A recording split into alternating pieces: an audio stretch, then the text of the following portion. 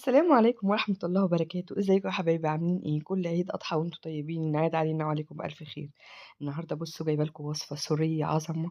كل اللي داها قال لي إن هي فعلا زي الأفران بالظبط. تعالوا بينا نشوف المقادير بتاعتها والوصفة السهلة البسيطة. يلا بينا. يلا بينا. ونقول بسم الله الرحمن الرحيم. معانا كيلو دقيق مع عليه نص كيلو سمنة. هسحب منهم معلقة وهعوضها بالزيت، هحطها معلقة زيت. طب ليه الزيت يهنوت؟ علشان خاطر يديها الترميلة الجميلة بتاعة الفرن. وهعجنها كويس قوي قوي، والمرحلة دي بقى هحطها في التلاجة لمدة ساعة. على ما هي ما تكون في التلاجة هحط كوباية ونص من السكر، عليها نص كوباية مية، وعليها ربع فنجان من العسل الأبيض. العسل الأبيض يا جماعة احنا بنكمل الوصفة عشان تكون غذائية. وهنقلبه كويس جدا جدا.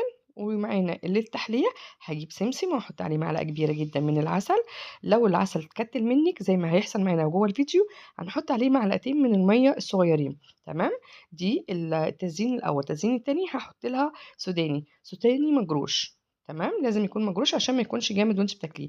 انا خرجت العجينه بتاعتي من التلاجة، وحطيت عليها خليط الميه والسكر والعسل، وقلبتها كويس جدا جدا جدا. لازم تقلبيها كويس جدا. المرحله دي بقى هدخلها التلاجة ساعتين. يعني احنا اخدنا مرحلتين للتجميد، مرحله اولانيه ساعه والمرحله التانية ساعتين. هعملها اسطوانيه زي ما احنا شايفين كده، واقطعها احاول ان يكون التقطيع يعني قد بعضه علشان تطلع كلها سمك واحد. وانا هوريكم في الفيديو هنا طريقتين للتقطيع. دي اول طريقه. بصوا شايفين جمالها؟ وده السمك بتاعها. ما تخنوهاش، كل ما تكون تخينه مش هتكون حلوه، مش هتديكي النتيجه بتاعه الافران. زي ما انتم شايفين كده ورصتها. ادي السمسم بتاعي انا خففته بشويه ميه علشان خاطر العسل كان تقيل جدا. هحط اول ظهر هحطه على السوداني، والوش التاني هحط عليه سمسم. يبقى احنا الوشين بتاع البرازق بتاعتنا، البرازق السورية، وش سوداني ووش سمسم. عايزة اقول لكم ان هي طلعت خرافة خرافة خرافة ما شاء الله. اعملوها ومش هتندموا. زي ما احنا شايفين اهو كده. هو دي الطريقة الأولانية في التقطيع.